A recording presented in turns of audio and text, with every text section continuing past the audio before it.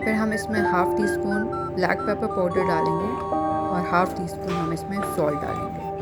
आप सॉल्ट अपने टेस्ट के मुताबिक भी ऐड कर सकते हैं।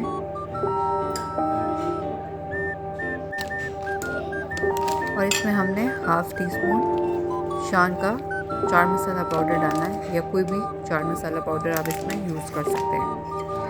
और फिर हमने इसको अच्छे से मिक्स करना है और सर्व करना है।